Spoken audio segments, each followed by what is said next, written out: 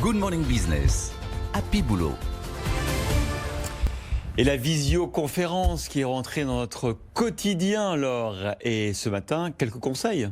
Oui, alors soigner son image, vous allez me dire, j'aurais pu faire cette chronique plus tôt, hein, c'est bon, désormais on sait faire fonctionner Zoom et Teams, on en fait 4 par jour, on a compris que quand on parle pas, on se met sur mute par défaut, sinon tout le monde devient complètement fou.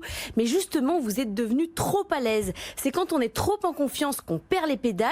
Gargarisé par la maîtrise de votre nouvelle compétence en matière de vidéoconférence, vous n'avez plus aucune limite, tout est permis.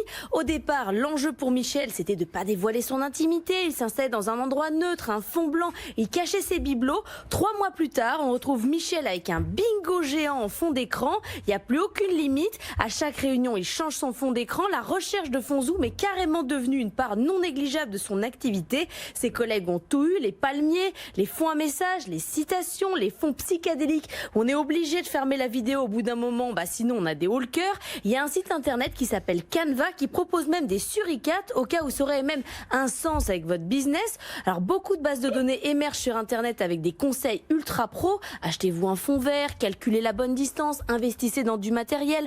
La vidéoconférence se professionnalise notamment avec le développement des webinars. D'ailleurs, si vous n'avez pas fait de webinar ces 4 derniers mois, c'est que franchement vous avez raté votre confinement. Alors d'accord, si vous lancez comme un pro, investissez dans du matériel. Les trucs moches avec une connexion qui saute, à la longue ça ne paye pas. Mais sinon, vous pouvez créer votre propre fond avec n'importe quelle photo. Là, je vous ai vu, Laure Closier, ce week-end sur les réseaux sociaux. Du studio, du bureau, une photo d'Anthony Morel. J'ai vu votre cuisine, moi. Exactement. Alors je vous déconseille quand même de mettre une photo de vous-même derrière vous. C'est trop pour un seul œil. J'ai donc décidé de vous faire un cadeau. Je vous offre la photo de ma cuisine dans laquelle j'ai fait mes chroniques confinées.